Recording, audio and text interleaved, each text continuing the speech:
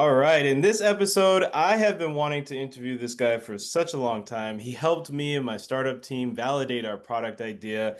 He is a PM working for Virtusize. His name is Addo. Addo, welcome to the show. Happy to be here. Thanks for inviting me, Jane. Yeah, man. Yeah. I've been, chasing you, trying to get you on the show because of how helpful you were, for us in validating our product at the time. We've since moved on from that, but I still appreciate all the insights that you gave to me, and particularly because at the time you had said that you were more of a junior PM, right? Right. Right. But some of the advice and like insights you gave us was really, really well spoken and articulate. So I want to start off by you telling us a little bit about yourself, your journey, and how you got into product management. Sounds good. Yeah. So I'm Addo. I was from Indonesia, and I think I've been here in Japan for about 3 to 4 years. My story starts when I was just looking for universities, and originally I wanted to go out from Indonesia. I wanted to explore and try to see how living outside would be, or living abroad would be. And Japan was one of them, particularly because, oh, I've been to Japan. I feel like it's pretty safe. Technology is pretty good there. I've always wanted to go in that direction. Actually, my story, fast forward to that, after around 2 to 3 years of mechanical engineering work, which I took in university, I was kind of like, I was thinking, okay, what do I do next after these bachelors? Because obviously I have visa ties if I want to stay in Japan, and so I think one of the bigger choices I had to make was whether I would want to stay in mechanical engineering or I should go into software and more into this space that I'm currently in. And a product manager, his name is Tanmay. He gave a talk once at one of my community clubs.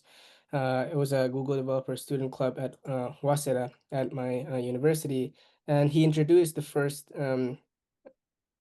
me the concept of product management. Mhm. And from there, I was super interested because I felt like I wanted to be in kind of in the intersection of business design and technology. That's how I originally understand it. I want to also give you what my understanding right is about product management right now. And then at the time, it was right after COVID, so everything's a lot of things were going on online, and I wanted to see if I can try to kind of dig up some more product management stuff if there is anything happening here in Japan.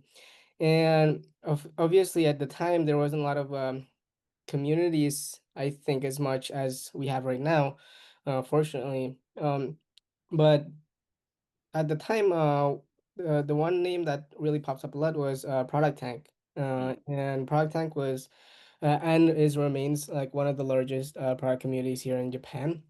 And it's not something that's only locally happening in Japan, but also happening outside and around the world, actually. And so I wanted to see what they're doing, and I just came up to the casual event once. Really, just this is a third year uni. I was just going there to see what's up. I did not come there to go find an intern. I literally just want to see uh, what people are doing, what is actually product management in theory and also in practice. Mhm. And one of the things is it was one of the bigger decisions I had to make, or bigger factors, because I was able to actually verify whether I like it or not, by talking to these people in product management, and I wasn't able to do that in, let's say, in the energy industry, which I was also considering at the time. And you know what? These kind of the people that I kind of can also look up to, that can also try to teach me how to actually enter a product. And then I started looking. It wasn't like a immediate jump to product management. I had to do some project management at a previous company before Virtusize, before landing this product management internship at Virtusize, and then I kind of loved it. And like the people there were amazing, people I can learn from, but also more the practices that they do. and also product management in general. Uh, Mhm. what people are also doing outside and try to bring it here. And as you may know, like software here in Japan kind of like still follows what is happening maybe 3 months before, 2, 3 months before in the US, and it kind of just trickles down to the entire world. Mhm. And those practices, I'm also currently still helping bring from the US to whatever happening in my company right now. So that's kind of my story right now. I'm already like I've been like here at Virtusize for a year plus Mhm. now. Mhm. So I've been kind of settling into that quite well. I kind of know all the products we do, our processes, and help users do what we want them to do. Awesome, man. That sounds like a really interesting story. I feel like a lot of people who get into product management Mm, didn't even know what it is until it's somehow some chance encounter with some event or another person brings it into their life. So, what mm, was that kind of transition like initially when you were, a mechanical engineer? It seems very different from mm. product management. Can you walk me through some of the initial challenges you had? Okay, so in software we have something called agile. Something is very quick. Software itself is very malleable. You can kind of there's no real one solution to the same problem.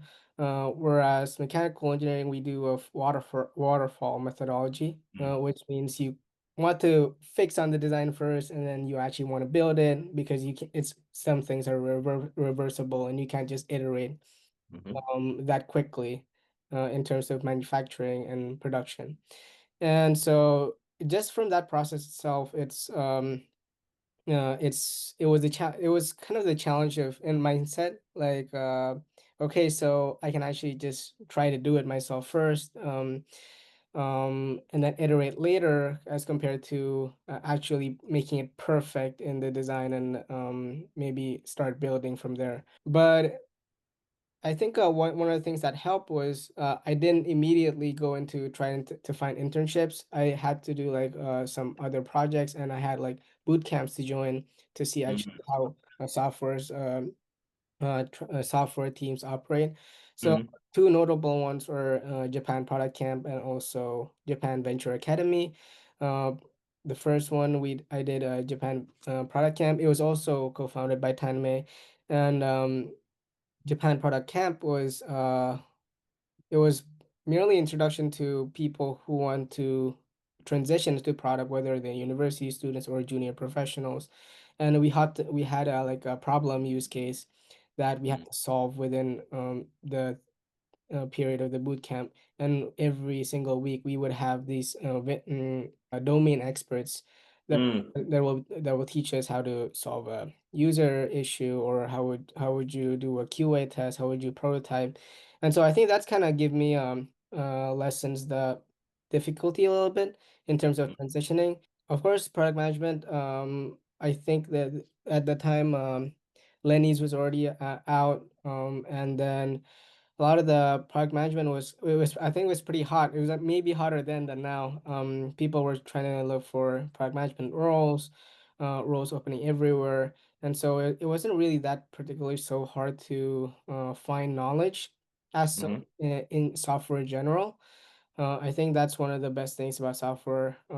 You can just go online, try to learn it yourself on your own time, as compared to some industries which are more into has a paywall, whether that's Right. a university or some kind of limited community that's just keeping their knowledge inside themselves.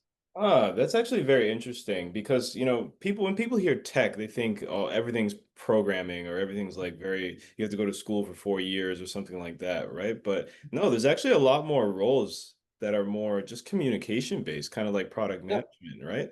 You know, yeah. did your, do you think that, your background in mechanical engineering actually helped you in product management, or was it not related at all?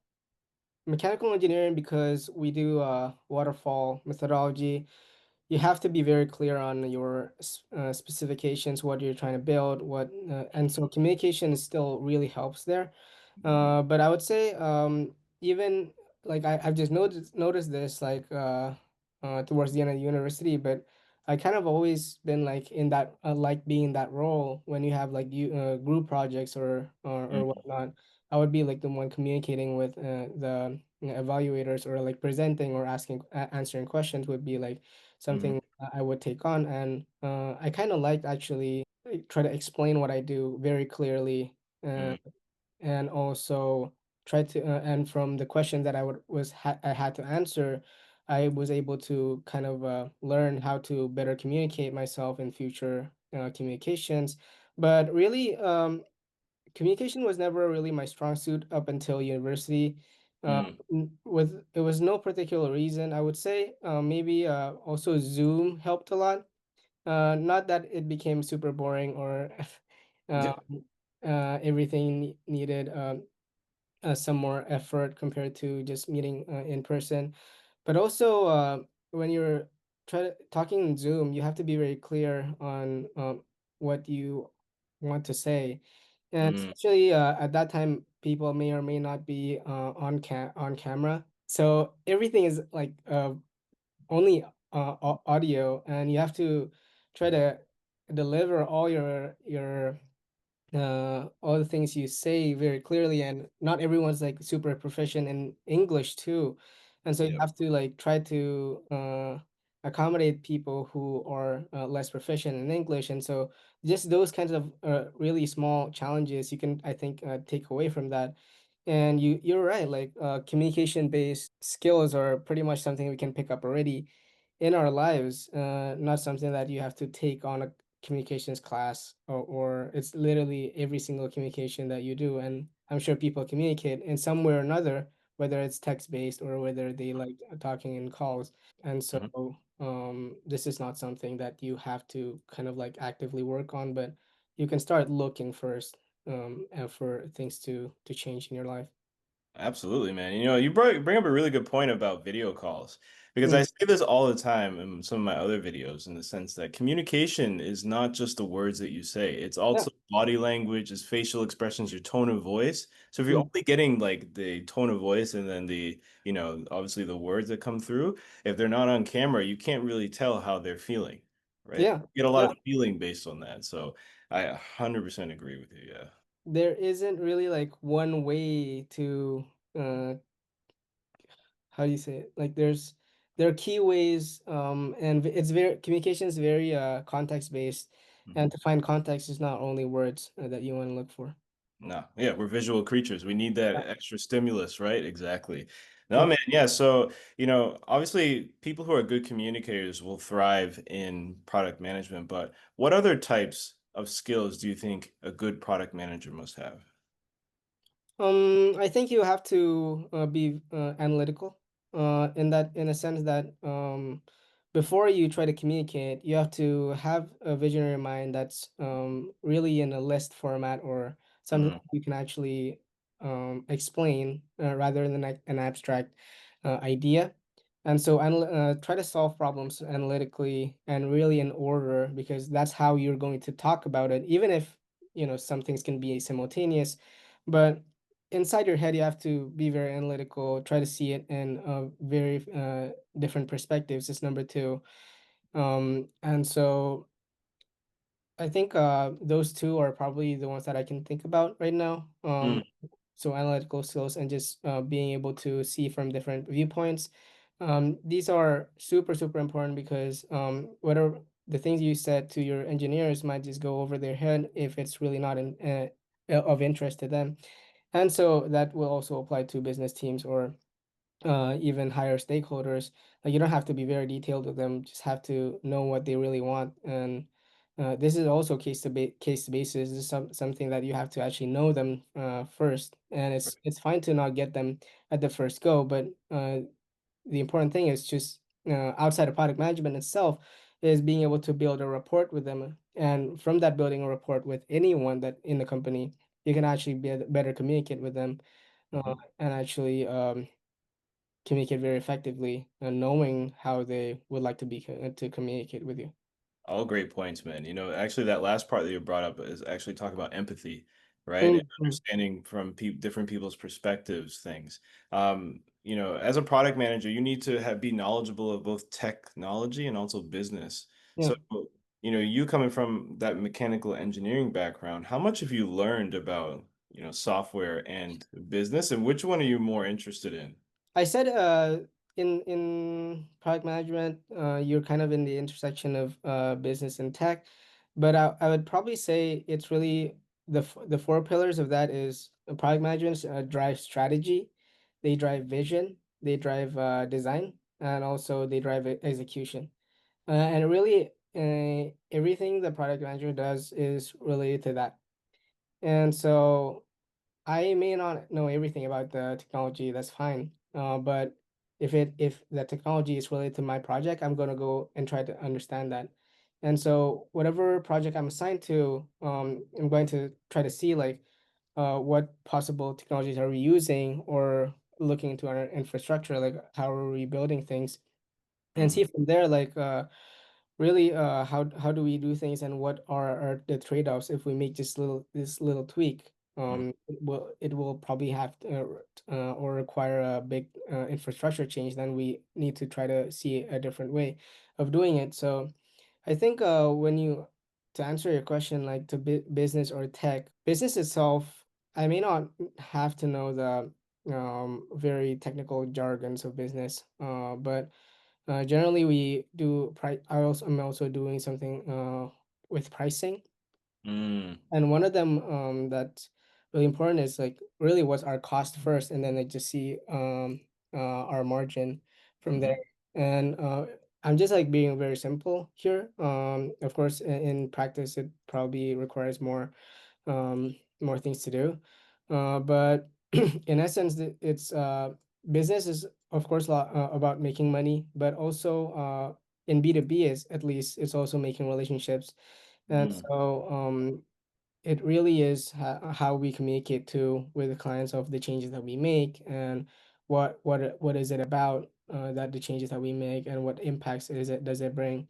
And whatever you discuss internally is generally what you also want to talk to external, pretty similar to what you want to do externally.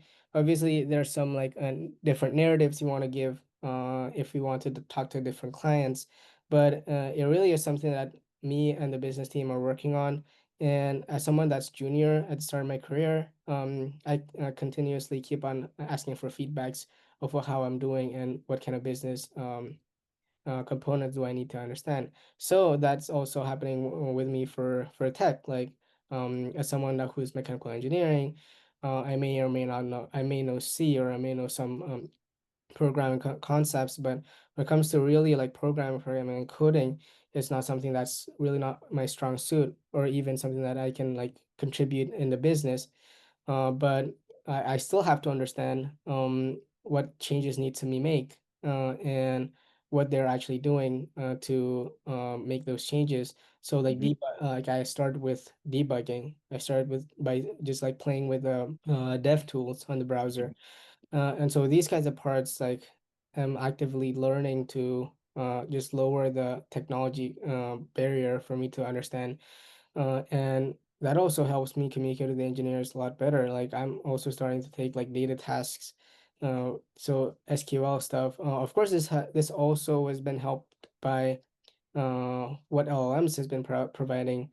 Like previously, maybe it took me so much time to actually like know the simple term or whatnot, but I think learning with LLMs has been something that I've been good at already. I think like there's so many things I had to learn over this period of time as a PM, and I had to learn that quickly because, of course, without if I'm unclear about what I'm saying to the devs, then they are probably also unclear about what they're supposed to do. And so I had to understand that first, and by doing that, I had to try to learn it the quickest way I can find, and LMs have been helping that a lot. Yeah, actually, you bring up a really good point about LLMs and how they're affecting your work. A Yeah. lot of fears is that within a couple of years, maybe junior PM role won't even be Mm. necessary. You Yeah. you're kind of lucky in the sense that you got a job before the whole revolution starts, right? And you're in that kind of Mm. junior PM role now. So I guess where do you see the future of product management going, and like how are you learning like some of the things or skills that you need to do in order to be with the times? I've been keeping up with this AI tech thing for a while now. Just watched. I would recommend really watching Andrei Karpathy's videos on YouTube. He does give a lot of introduction to LLMs. What is the status of AI progress right now, and I also try to look at AI 2027 website. Mhm. Those that's kind of an AI roadmap that the so I think CEO of Anthropic, or I think it's Anthropic, follows when they're building their product roadmap. Mhm. So you want to see what opportunities are available there. I may not be that very proficient right now with AI, but and I'm not looking towards that very technical, like building LLMs role. But it also is important for me to understand like what the value is, and how it will impact my role. Because Mhm. I think to start with, junior roles are probably the most affected, as we all know, like programmers, like some AI tools are probably better than some junior programmers to a sense.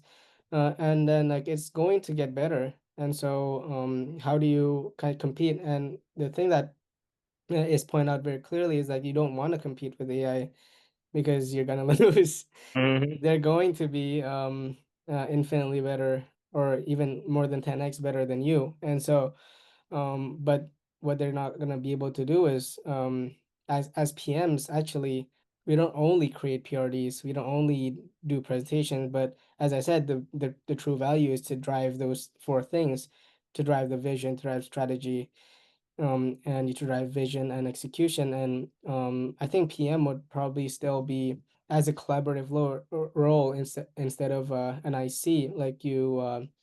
It's, I think in that sense you can say it's safer, but when you talk about junior, I think it'll be probably hard to get into just because the level of expectation is probably gonna get higher and higher.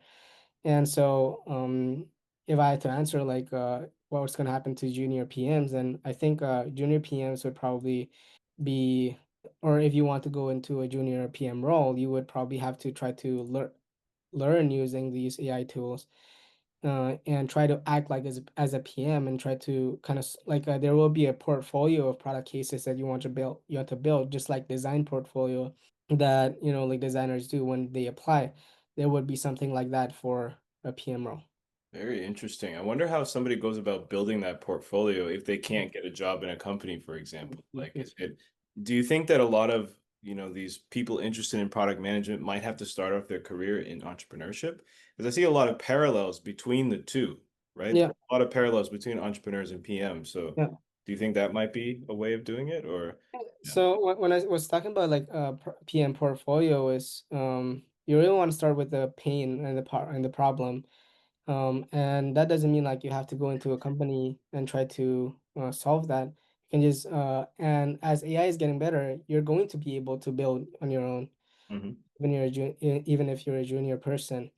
And so when you have the problem and you have the technology and resource to do it, then all you have to do is just being the one orchestrating it and try to meet the solution to actually solve the problem that you're doing.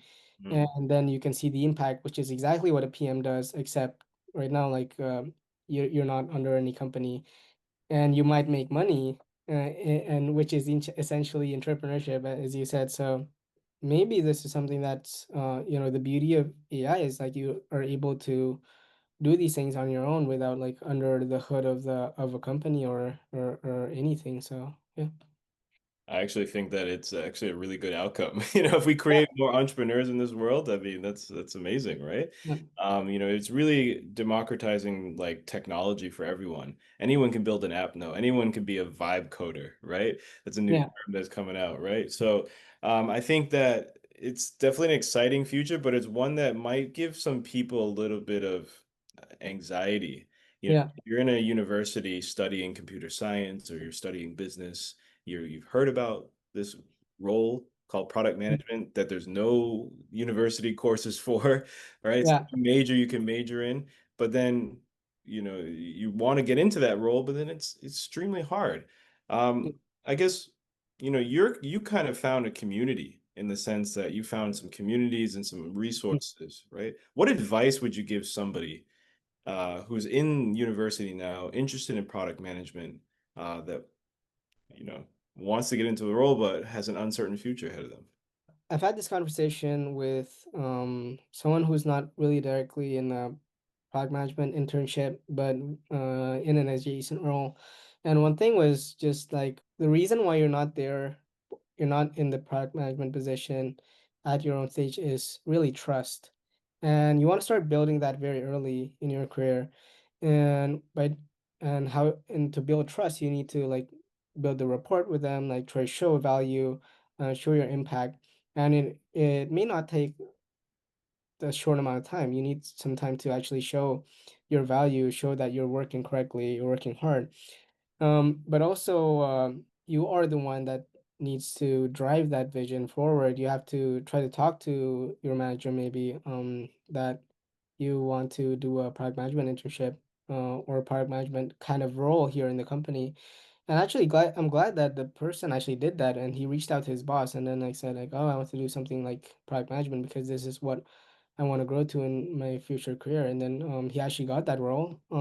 He moved from an adjacent, I think, data analyst related role into Mhm. something like a product management role. And then yeah, I was really glad to hear that feedback from him. And so the issue is like a lot of the senior people just look at like junior people like, oh, how why should I trust him? Is because a lot of the product decisions are also based on trust, like not only on data and like all the feedbacks that that they can bring, but also why should I trust the person? And I think that can be that trust should don't need to be built from a PM position. It can be built anywhere, basically. I see. Yeah, I think, if somebody's interested in product management, get into a company with something maybe they studied university Mm, and like intern, like you said, or try mm, to seek out those type of responsibilities while learning other skills like teamwork, like communication, like other things related to product management. It's great advice, man. And I want to switch gears here and talk about Product Tank.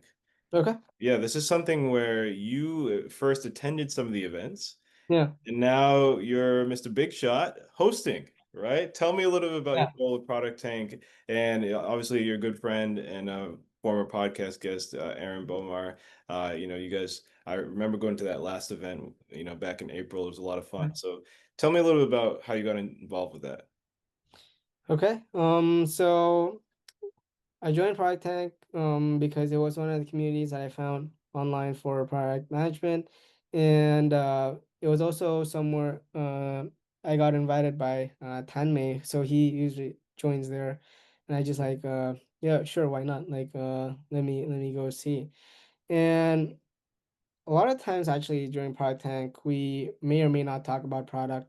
But I just want to get into their heads and to see like what they're really talking about. Are they talking about something still related to product? Because you don't really want to talk about work outside of work. And I completely agree about that.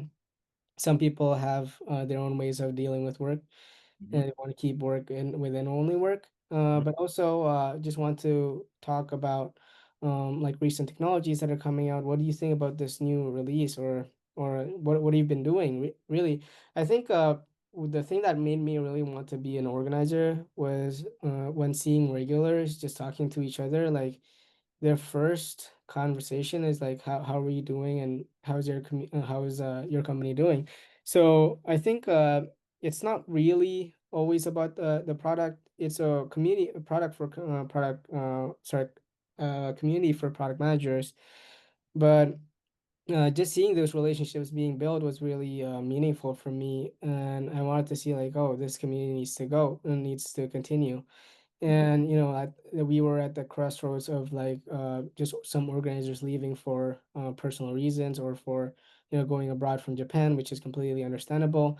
And so I think Aaron, we both kind of like kind of took on that role. I understand like Aaron's probably has so much more experience than me in event hosting or just being able to talk in front of the crowd. But also I was kind of hoping to kind of also learn how to organize this, and just having being the platform where product managers can talk to one another and also can just see how the market is, Mhm. because there's not a lot of product managers in our company, and I can also say so in a lot of companies, because for one product manager you probably have a team of engineers and a team of designers, so it's always like a 1 to 10, 1 to 15 ratio, and so there's not a lot really a lot of us, and I think just having that community around and try to talk about how the product market, how the product industry is evolving, especially with the AI transformation that we're going through, Mhm. is really helpful. Think that what you're doing is super important, especially now, because in the future I predict that community is going to be more valuable than anything. We're increasingly going towards a future where everything's going to go even more online. We're not going to be able to trust a lot of things that are online, right? For example, everything's Yeah. AI generated, those Yeah. type things. So the value of human to human connection is going to be extremely valuable later on. Mm. And I think that having communities where like-minded people can get together in person, right, will remain very, very important in society. So keep doing what you're doing, man. I actually really enjoyed it. A few people that I met at that Product Tank event, I've gotten on my podcast. A lot of some of them, Yeah. some were designers, some were, product managers, some we're devs. It's really cool to see all these types of people who are interested in product come together. With regards to some of the problems that you're working on now, can you tell me a little bit about what the team at Virtusize is working on and like Mm. maybe, I don't know, one interesting project that you're going through? I would probably start with a project that we're doing for a global expansion. So we want to try to attract more international customers, and so we're doing that. We're building a product where people can try to find bridge size more easily. And so it's more of a distribution thing. But really, I wouldn't try to get into the very details of that, because something we're still working on. But it's Mm, exciting because bridge size has a very good stronghold here in Japan, mm, but or Japan fashion and e-commerce, I would say. But when goes global, we're also competing with very global competitors out there has been like in the that has their own stronghold within the like different regions, because what we do is, by the way, Virtusize, we basically help shoppers find the right fit of the products that they want to buy. mm, And so when we're talking about like user body measurements, that can be very regional, hmm and so that's also a bit of something an interesting challenge that we're also trying to solve. How do you cater to different markets? How do you kind of try to sell to different markets? What does strategy look like? And so this is all very new to me, and this is very interesting because previously, like you always think like, oh, you should just make like Facebook in Brazil and Facebook in Indonesia would look the same, but really going into a version where it's universal, it's not very easy. mm. It's a lot of thought process that comes into that, and you have to make a lot of trade-offs to every product decision that you make. So just having a universal kind of UI or universal product is really not as easy as you think. Wow, man. Yeah, I mean, it sounds like a very exciting project. So many different countries in this world to expand to. I imagine, like, Virtusize is a smaller company, or how big's the team? Oh, we have like around probably like 30 to 40 people. Okay. Yeah. So yes, some of us are doing remote work, some of us are remote out of Japan too. Mm, We're like our devs are pretty much outside of Japan, and so I have to kind of still communicate through online with the dev team, but a lot of the business teams are here because again, like client communication requires more than just talking. yeah. So even if you were proficient in Japanese, like you might want someone who actually knows how to like communicate in Japanese, but also communicate in a Japanese business sense. Yep. So just having to communicate with the clients is something that we also are really important. Sounds like a really, you found a perfect role to start off in, I think. And it sounds like that you've learned a lot throughout this whole entire journey, and that you're well on your way to becoming a great senior PM. Do you have any like people that are, your mentors or anything like that that have been helping you along the way, or how's that been?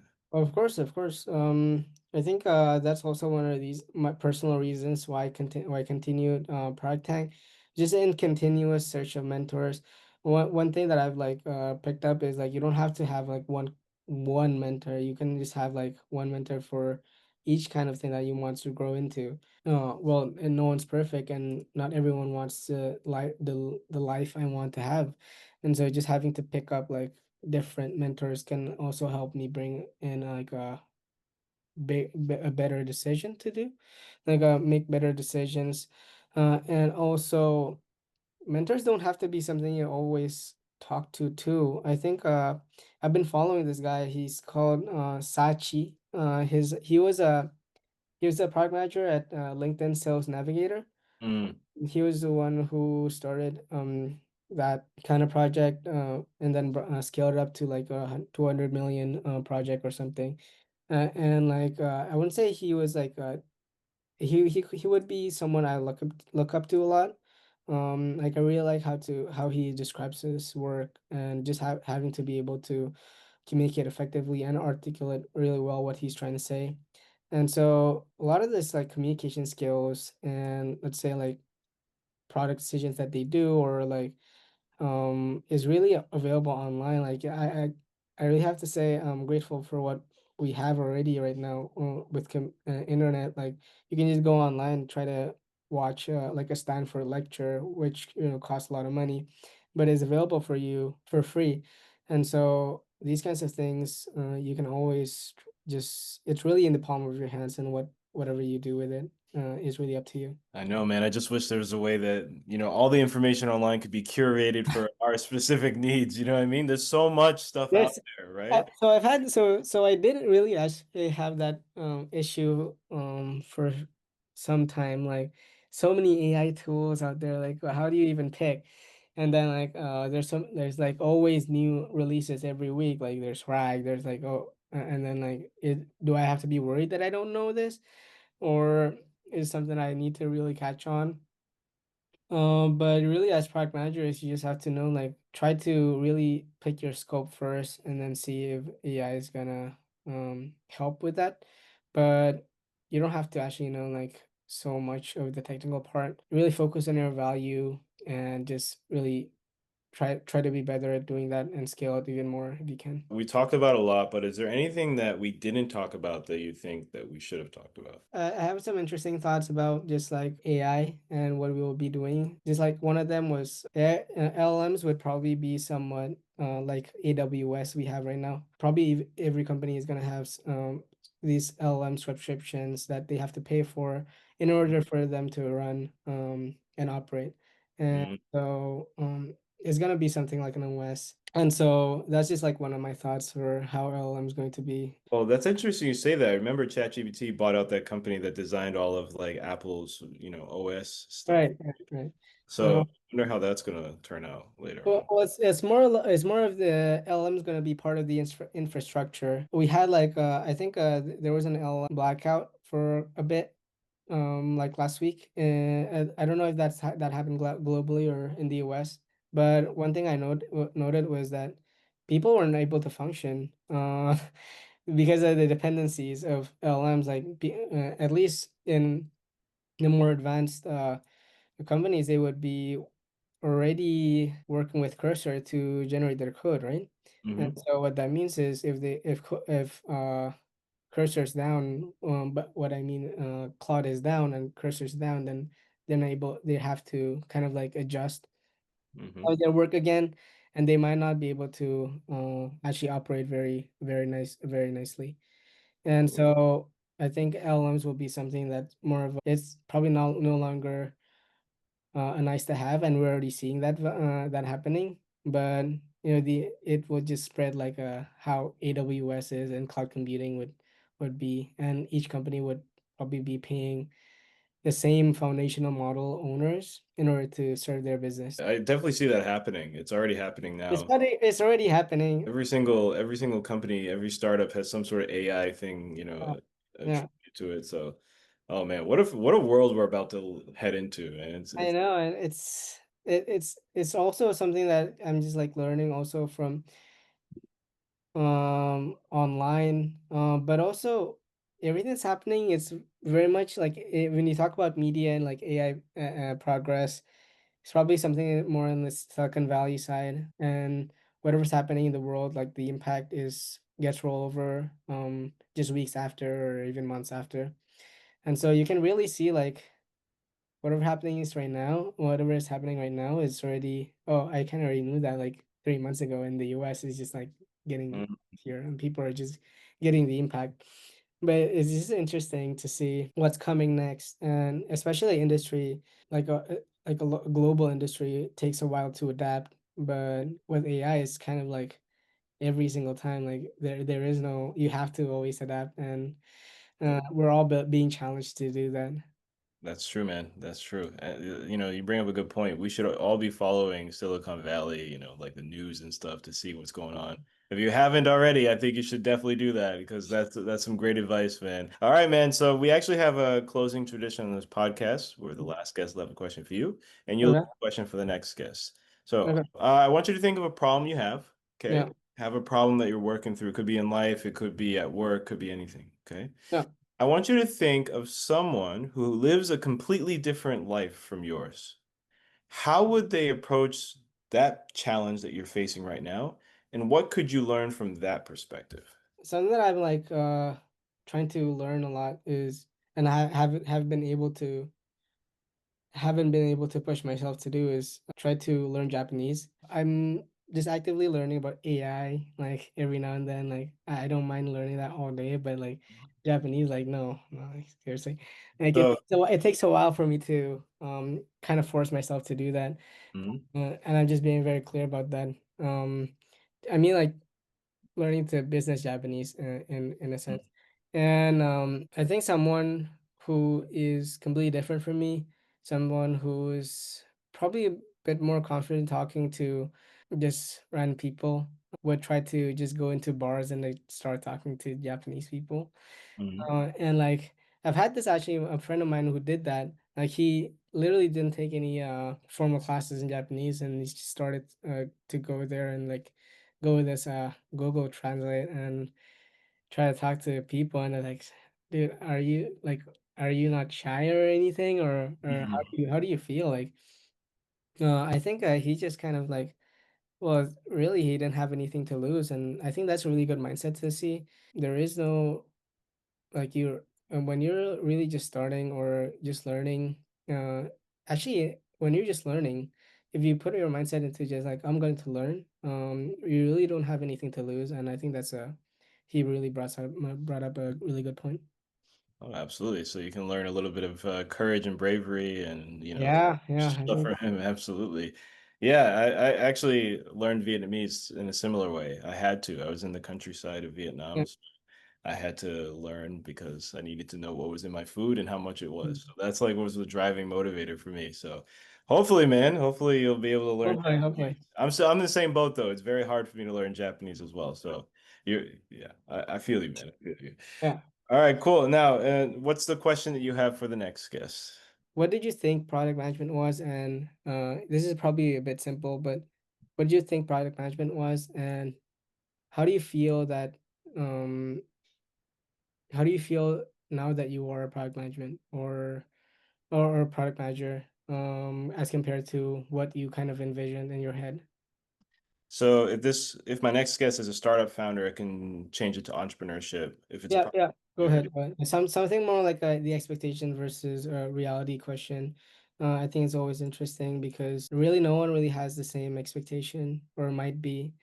But I also am interested to hear what they're doing versus if and also how he responded to this it, the gap between reality and expectation. The whole expectations reality thing is very interesting. There's always a bunch of memes about them Of online. course, of course.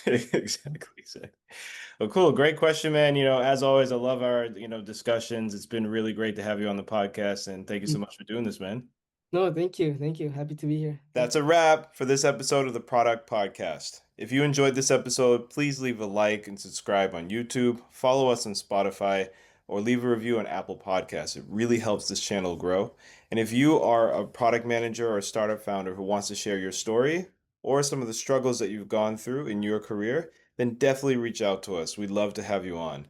And until next time, happy building,